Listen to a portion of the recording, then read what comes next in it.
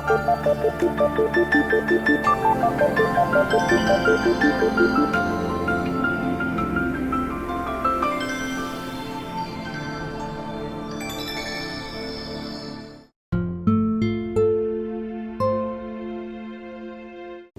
ಸಂಬಂಧಪಟ್ಟ ಕೆಲವು ಸಂಗತಿಗಳನ್ನ ಹೇಳಬೇಕು ಅಂತ ಇದ್ದೀನಿ. ಉತ್ತರ ಭಾರತದಲ್ಲಿ 14ರಿಂದ 17ನೇ ಶತಮಾನದವರೆಗೆ ಭಾಳ ದೊಡ್ಡ ಭಕ್ತಿ ಚಳವಳಿ ಆಯಿತು. ಆ ಚಳವಳಿಲಿ ಗುರು ನಾನಕ್ ಮತ್ತು ತುಳಸಿದಾಸ್, ಕಬೀರ್ ಇಂತಹ ಹೆಸರುಗಳನ್ನ ನೀವು ಕೇಳಿರ್ಬೋದು.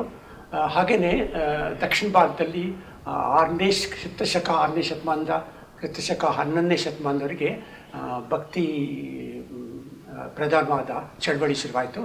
ಅವುಗಳಲ್ಲಿ 2 ಭಾಗಗಳಿದ್ದು. ಒಂದು ವೈಷ್ಣವ ಮತಕ್ಕೆ ಸೇರಿದ ಆಳ್ವಾರುಗಳು ಮತ್ತು ಶೈವ ಮತಕ್ಕೆ ಸೇರಿದ ನಾಯನ್ಮಾರ್ಗಳು.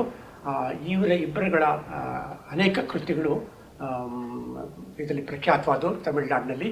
ಮತ್ತು ಇನ್ನೊಂದು ಪಾಯಿಂಟ್ ಅಂದರೆ ಈ ಸಂಸ್ಕೃತನೇ ಹೆಚ್ಚಿಗೆ ಇದ್ದ ದೇವಸ್ಥಾನಗಳಿರ್ತಾಯಿತ್ತು. ಆದರೆ ಈ ಭಕ್ತಿ ಕೃತಿಗಳು ಬಂದ ಮೇಲೆ ಈ ಅನೇಕ ಭಕ್ತಿ ಕೃತಿಗಳನ್ನ ದೇವಸ್ಥಾನದಲ್ಲಿ ಅಳವಡಿಸ್ಕೊಂಡ್ರು. ಅಲ್ಲಿಂದ ಹಿಡಿದು 12ನೇ ಶತಮಾನದಿಂದ ಹಿಡಿದು ಇಲ್ಲಿವರೆಗೆ ಏನಾಗಿದೆ ಅಂದರೆ ವೇದ ಪಾಠಗಳ ಜೊತೆ ಈ ಭಕ್ತಿ ಸಂಪ್ರದಾಯಕ್ಕೆ ಸಂಬಂಧಪಟ್ಟ ಅನೇಕ ಕೃತಿಗಳನ್ನು ಕೂಡ ಅಳವಡಿಸ್ಕೊಂಡಿದ್ದಾರೆ. ಇದು ಭಾರತದ ಇನ್ನೆಲ್ಲೂ ಕೂಡ ಇದು ನೋಡೋಕ್ಕೆ ಸಾಧ್ಯ ಅಲ್ಲ. ಅದರಿಂದ ದಕ್ಷಿಣ ಭಾರತದಲ್ಲಿ ಭಕ್ತಿ ಸಂಪ್ರದಾಯ ಜನರಿಂದ ದೂರ ಇರಲ್ಲ, ಜನರಿಗೆ ಭಾಳ ಹತ್ತಿರ ಆಯಿತು. ಅಲ್ಲದೆ ದೇವಸ್ಥಾನಗಳನ್ನ ಪ್ರವೇಶ ಮಾಡ್ತು. ಈ ವಿಚಾರದಲ್ಲಿ ಒಂದು ಹೇಳಬೇಕು ಅಂತಂದರೆ, ಮಧ್ಯಯುಗದಲ್ಲಿ ಸುಮಾರು ದೇವಸ್ಥಾನಗಳು ತಮಿಳುನಾಡು ಮತ್ತು ಇತರ ಭಾಗದಲ್ಲಿ ಕಟ್ಟಿಸಿದ್ರು. ಅದು ದಕ್ಷಿಣದಲ್ಲಿ, ಅದರಲ್ಲಿ ತಮಿಳುನಾಡಿನಲ್ಲಿ ಸುಬ್ರಹ್ಮಣ್ಯಂಗೆ ಸಂಬಂಧಪಟ್ಟ ದೇವಸ್ಥಾನಗಳು ಮತ್ತು ವಿಷ್ಣು ಸಂಬಂಧ ದೇವಸ್ಥಾನಗಳು, ಶ್ರೀರಂಗಂ ಇಂಥ ಕಡೆಗಳೆಲ್ಲ. ಈ ದೇವಸ್ಥಾನಗಳೆಲ್ಲ ಮುಖ್ಯವಾದ ಅಂಶ ಅಂತಂದರೆ, ಈ ಜಾತಿ ಪದ್ಧತಿ ಎಷ್ಟೇ ಕಠಿಣವಾಗಿದ್ರು ಹೊರಗಡೆ ದೇವಸ್ಥಾನಗಳಲ್ಲಿ ಜಾತಿ ಪದ್ಧತಿಗಳನ್ನ ಸಡಿಲ ಮಾಡಿದರು. ಈಗ ನಿಮ್ಗೆ ಆಶ್ಚರ್ಯ ಆಗೋದು ವಿಚಾರ ಕೇಳಿದರೆ, ದೇವಸ್ಥಾನದ ಒಳಗಡೆ ಕೆಲಸ ಮಾಡೋರು ಮರದ ಕೆಲಸ ಮಾಡೋರಿದ್ರು, ಕಲ್ಲಿನ ಕೆಲಸ ಮಾಡೋರಿದ್ರು, ಮಣ್ಣಿನ ಕೆಲಸ ಮಾಡೋರಿದ್ರು. ಮುಖ್ಯವಾಗಿ ದೇವದಾಸಿಗಳು ತಗೊಳ್ಳಿ, ದೇವದಾಸಿಗಳು ಯಾವತ್ತೂ ಕೆಳ ದರ್ಜೆಯಿಂದ ಬಂದವರು, ಕೀಳು ಜಾತಿಯಿಂದ ಬಂದವರು. ಆದರೆ ಅವರಿಲ್ಲದೆ ಯಾವ ಮುಖ್ಯವಾದ ಕೆಲಸನೂ ನೀಡ್ತಾ ಇರಲ್ಲ. ದಕ್ಷಿಣ ಭಾರತ ಒಂದೇ ಅಲ್ಲ, ಒರಿಸ್ಸಾದಲ್ಲೂ ಅಷ್ಟೇ. ಅವರ ನೃತ್ಯ ಇಲ್ಲದೆ ಹೋದರೆ ಯಾವ ರಥನೂ ಮುಂದೆ ಹೋಗ್ತಾ ಇರಲ್ಲ, ಯಾವ ದೇವತೆ ಕೆಲಸನೂ ಆಗ್ತಾ ಇರಲ್ಲ. ಆದ್ದರಿಂದ ಇಲ್ಲಿ ಏನು ಮುಖ್ಯವಾದ ಅಂಶ ಅಂತಂದರೆ, ನಾವು ಜಾತಿ ಪದ್ಧತಿ ಎಷ್ಟು ಹೊರಗಡೆ ಕಠಿಣವಾಗಿತ್ತೋ ಅಷ್ಟು ದೇವಸ್ಥಾನದ ಒಳಗಡೆ ಸಡಿಲವಾಯಿತು. ಅದರಿಂದ ಈ ಭಕ್ತಿ ಪಂಥಕ್ಕೂ ಜಾತಿ ಪಂಥದ ಸುಧಾರಣೆಗೂ ಭಾಳ ಸಂಬಂಧ ಇದೆ. ಈಗ ಏನಾಗಿದೆ ಅಂದರೆ, 30-40 ವರ್ಷದಿಂದ ನಾನು ಜವಾಹರ್ಲಾಲ್ ಯೂನಿವರ್ಸಿಟಿನಲ್ಲಿ ಲೆಕ್ಚರ್ಸ್ ಕೊಡ್ತಾ ಇದ್ದೆ.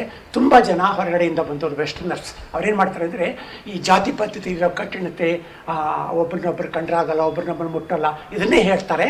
ಆದರೆ ಈ ವಿಚಾರ ಗಮನಿಸಲ್ಲ ಅವರು. ಅನೇಕ ದೇವಸ್ಥಾನಗಳಲ್ಲಿ ತುಂಬ ಜಾತಿ ಪದ್ಧತಿ ಸುಧಾರಣೆ ಆಯಿತು.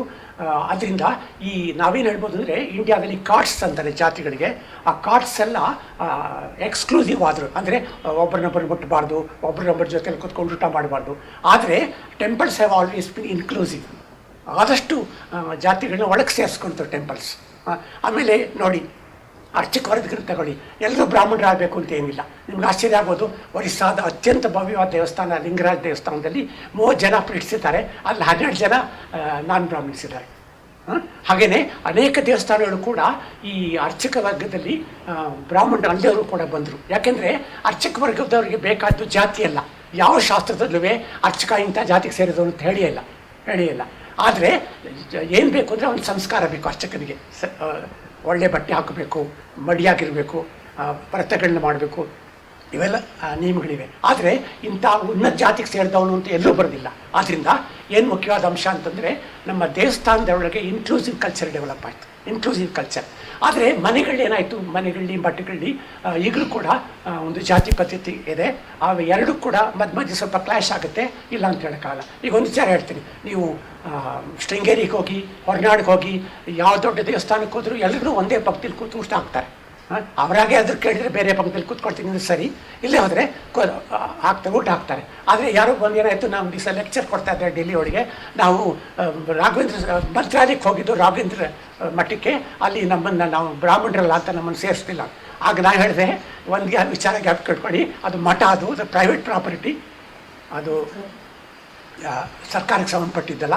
ಸರ್ಕಾರಕ್ಕೆ ಸಂಬಂಧಪಟ್ಟ ಯಾವ ದೇವಸ್ಥಾನ ಆದರೂ ಕೂಡ ಅದರಲ್ಲಿ ಪಂಕ್ತಿ ಭೇದ ಇರೋಕ್ಕೆ ಸಾಧ್ಯವೇ ಇಲ್ಲ. ಎಲ್ಲರೂ ಕೂಡ ಒಟ್ಟಿಗೆ ಕೂತ್ಕೊಂಡು ಊಟ ಮಾಡ್ತಾರೆ. ಆದ್ದರಿಂದ ಈ ಜಾತಿ ಪದ್ಧತಿ ಹೊರಗಡೆ ಎಷ್ಟೇ ಕಠಿಣವಾಗಿದ್ದರೂ ಅದನ್ನು ಅದರಲ್ಲಿ ಸುಧಾರಣೆಗಳು ಮಾಡಿದ್ದು ನಮ್ಮ ದೇವಸ್ಥಾನಗಳಿಂದ ಹೇಳಬೇಕು. ಗೊತ್ತಿದ್ದ ಹಾಗೆ ರಾಮಾನುಜಾಚಾರ್ಯರು ಮೇಲ್ಕೋಟೆಯಲ್ಲಿ 18 ವರ್ಷ ಇದ್ದಾಗ ಅನೇಕ ವರ್ಗದವ್ರನ್ನ ಜನಗಳಿಗೆ ವೈಷ್ಣವ ದೀಕ್ಷೆ ಕೊಟ್ಟರು. ಕೆಳ ವರ್ಗದವ್ರು ಬರದೆ ರಥ ಮುಂದೆ ಬರಬಾರ್ದು, ಮುಂದೆವರೆಗಿಲ್ಲ ಅಂತ ಹೇಳಿ ಅವರಿಗೆಲ್ಲ ಅವಕಾಶ ಕೊಟ್ಟರು, ದೇವಸ್ಥಾನದ ಒಳಕ್ಕೆ ಬರೋಕ್ಕೆ ಅವಕಾಶ ಕೊಟ್ಟರು. ಆದ್ದರಿಂದ ಅವರು ಬರೀ ಕೇವಲ ಜೈನರನ್ನು ಮಾತ್ರ ವೈಷ್ಣವ ಧರ್ಮಕ್ಕೆ ಬದಲಾಯಿಸಲಿಲ್ಲ. ಅನೇಕ ಕೆಳವರ್ಗದ ಜನ, ನೇಯ್ಗೆಯವರು ಅಂತ ಅನೇಕ ಕೆಳವರ್ಗದ ಜನಗಳಿಗೆ ಅವರು ವೈಷ್ಣವ ದೀಕ್ಷೆ ಕೊಟ್ಟರು. ಇವತ್ತು ಕೂಡ ಅನೇಕ ದೇವಸ್ಥಾನಗಳಲ್ಲಿ ಆ ವರ್ಗದ ಜನರೇ ಪೂಜಾರಿಗಳಾಗಿದ್ದಾರೆ. ಅಂದರೆ ಬ್ರಾಹ್ಮಣರಲ್ಲ ಅವರು, ಆದರೆ ವೈಷ್ಣವ ದೀಕ್ಷೆನ ಪಡೆದವರು, ರಾಮಾನುಜರ ಕಾಲದಿಂದ ವೈಷ್ಣವ ದೀಕ್ಷೆಯನ್ನು ಪಡೆದವರು ಅವರು. ಒಂದು ಉದಾಹರಣೆಗೆ ಬೆಳವಾಡಿಯಲ್ಲಿ ವೀರನಾರಾಯಣ ದೇವಸ್ಥಾನ ಇದೆ, ರಾಮಾನುಜಾಚಾರ್ಯ ಸ್ವತಃ ಕಟ್ಟಿಸಿದ್ದು. ಅಲ್ಲಿ ಏನೋ ಅರ್ಚಕರು ಬ್ರಾಹ್ಮಣರಲ್ಲ, ವೈಷ್ಣವರು, ಆದರೆ ಆ ವರ್ಗದಿಂದ ಬಂದವರು. ಆದ್ದರಿಂದ ಈ ಒಂದು ಸುಧಾರಣೆ ಬಹಳ ಹೆಚ್ಚಾಗಿ ನಡೆದಿದೆ. ಆಮೇಲೆ ಇನ್ನೂ ವಿಚಾರ, ಈ ಬೌದ್ಧ ಮಟ್ಟದಲ್ಲಿ ಬಹಳ ಒಂದು ಸ್ವಲ್ಪ ಸಂಪ್ರದಾಯ ಹೆಚ್ಚಿಗೆ ಇದೆ. ಆದರೆ ಚೈತನ್ಯ ಮಹಾಪ್ರಭು 16ನೇ ಶತಮಾನದ ಕೊನೆಯೊಳಗೆ ಬೆಂಗಾಲಿಂದ ಬಂದು ಉಡುಪಿಲಿ ಅನೇಕ ವರ್ಷ ಇದ್ದರು. ಅಲ್ಲಿ ಅವರು ವೈಷ್ಣವ ದೀಕ್ಷೆಯನ್ನು ಪಡೆದು ಅವರು ಗೌಡಿಯ ಚೈತನ್ಯ ಮಠ ಅಂಥೇಳಿ ಶುರು ಮಾಡಿದರು. ಗೌಡಿಯ ಚೈತನ್ಯ ಮಠ ಅಂದರೆ ಗೌಡಿಯರಂದರೆ ಬೆಂಗಾಲ್ನವರು, ಗೌಡಿಯ ಚೈತನ್ಯ ಮಠ ಅಂತ. ಅಲ್ಲಿ ಅವರು ನೇರವಾಗಿ ಮಧ್ವಾಚಾರ್ಯರೇ ಗುರುಗಳು ಅಂತ ಹೇಳ್ಕೊಂಡಿದ್ದಾರೆ. ಆದರೆ ಅವರೇನು ಮಾಡಿದ್ರು ಅಂದರೆ ಅವರು ತುಂಬ ಜಾತಿ ಪದ್ಧತಿ ಸುಧಾರಣೆ ಮಾಡಿ ಎಲ್ಲ ವರ್ಗದವ್ರನ್ನೂ ಸೇರಿಸ್ಕೊಂಡ್ರು, ಎಲ್ಲವ್ರದ್ದು. ಆಮೇಲೆ ಇನ್ನೊಂದು ಅದ್ಭುತವಾದ ವಿಚಾರ ಅಂದರೆ ಇದನ್ನು ಚೈತನ್ಯ ಮಹಾಪ್ರಭುಲಿ ಒಬ್ಬ ಸಂಬಂಧಪಟ್ಟ ಒಬ್ಬರು ಭಕ್ತರು ಒಂದ್ಸಲಿ ಪಂಡ್ರಾಪುರಕ್ಕೆ ಬಂದರು. ಪಂಡ್ರಾಪುರದಲ್ಲಿ ತುಕಾರಾಮ್ ಅಂತ ಒಬ್ಬ ಇದ್ದ. ಅವನು ಭಾಳ ಕೆಳದರ್ಜೆ ಕೆಲಸ ಮಾಡ್ತಿದ್ದ. ಅವನು ದೇವಸ್ಥಾನಕ್ಕೆ ಬಂದು ಒಂಥರ ಭಾವಕನಾಗಿ ದೇವ್ರ ಮುಂದೆ ನಿಂತ್ಕೊಂಡು ಹಾಡೋನು. ಆಗ ಈ ಇದನ್ನು ಚೈತನ್ಯ ಪ್ರಭುವಿಂದ ಬಂದ ಭಕ್ತ ಅವ್ರ ಜೊತೆ ಮಾತಾಡಿ ಅವರಿಗೆ ಎಂಥ ಒಂದು ಇನ್ಸ್ಪಿರೇಷನ್ ಕೊಟ್ಟ ಅಂದರೆ ಅವನು ಮಹಾನ್ ಪಾಯಿಂಟ್ ಆದ. ಇವತ್ತಿಗೂ ಕೂಡ ಮರಾಠಿ ಲಿಟ್ರೇಚರ್ನಲ್ಲಿ ಅವನಿಗೆ ಸಮನಾಗಿ ಬರೆದವ್ರು ಯಾರೂ ಇಲ್ಲವೇ ಇಲ್ಲ. ಯಾರಿಗೆ? ತುಕಾರಾಮ್ಗೆ. ಆ ತುಕಾರಾಮ್ಗೆ ಬಂದಿದ್ದು ಅವ್ರು ಯಾವ ದೊಡ್ಡ ಲಿಟ್ರರಿ ಬ್ಯಾಕ್ಗ್ರೌಂಡಿಂದ ಬರಲಿಲ್ಲ, ಭಾಳ ಕೆಳದರ್ಜೆಯಿಂದ ಬಂದವನು. ಆದರೆ ಆ ಒಂದು ಇನ್ಸ್ಪಿರೇಷನ್ ಬಂತು ಚೈತನ್ಯ ಪ್ರಭುವಿಂದ. ಆದ್ದರಿಂದ ನಾವು ಏನು ನೋಡ್ತೀವಿ ಅಂತಲೇ ದೇವಸ್ಥಾನಗಳಲ್ಲಿ ಜಾತಿ ಸುಧಾರಣೆ ಆಗಿದೆ. ಆಮೇಲೆ ಸಾಹಿತ್ಯದಲ್ಲಿ ಸುಧಾರಣೆ ಆಗಿದೆ. ಈಗ ಭಕ್ತಿ ಸಾಹಿತ್ಯ ಬರೋಕ್ಕೆ ಮುಂಚೆ ಸಂಸ್ಕೃತದ ಡಾಮಿನೆನ್ಸ್ ಇತ್ತು, ಅದು ತುಂಬ ಕಡಿಮೆ ಆಗ್ಬಿಡ್ತು. ಈಗ ಪುರಂದರದಾಸರ ಕೃತಿಗಳನ್ನ ಇಡೀ ರಾಜ್ಯದಲ್ಲಿ ಎಲ್ಲರೂ ಓದಿದ್ದಾರೆ, ಕೇಳಿದ್ದಾರೆ. ಈ ಥರ ಒಂದು ಹೌಸ್ ಹೋಲ್ಡ್ ನೇಮ್ ಆಯಿತು ಪುರಂದರದಾಸರದ್ದು. ಈ ದಾಸ ಸಾಹಿತ್ಯ ಬರಬೇಕಾದ್ರೆ ಮುಖ್ಯವಾದಂದರೆ ಅಲ್ಲಿ ಸಂಸ್ಕೃತದಲ್ಲಿದ್ದ ಬಿಗಿನ ಕಡಿಮೆ ಮಾಡ್ತು. ಅದನ್ನ ಜನಸಾಮಾನ್ಯರು ಇದನ್ನು ನೋಡೋಕ್ಕೆ ಅವಕಾಶ ಆಯಿತು ಅಂತ. ಈಗಾಗಲೇ ಬ್ರೀಫಾಗಿ ಹೇಳೋದಾದರೆ ಹೀಗೆ ಹೇಳ್ಬೋದು, ಶಂಕರಾಚಾರ್ಯ ಸಂಪ್ರದಾಯದಲ್ಲಿ ಏನಾಯಿತು ಅಂದರೆ ಮಠಗಳನ್ನ ಸ್ಥಾಪನೆ ಮಾಡಿ ಜನಗಳು ನೀತಿ ನಿಯಮದಿಂದ ಬಾಳಬೇಕು ಅಂತೇಳಿ ಶಾಸ್ತ್ರಗಳನ್ನ ಹೇಳಿದರು. ವೈಷ್ಣವ ಸಂಪ್ರದಾಯದಲ್ಲಿ, ಮಧ್ವ ಸಂಪ್ರದಾಯದಲ್ಲಿ ದಾಸ ಸಾಹಿತ್ಯದಿಂದ ಜನಗಳಿಗೆಲ್ಲ ಭಕ್ತಿ ಮುಟ್ಟೋ ಹಾಗೆ ಮಾಡಿದರು.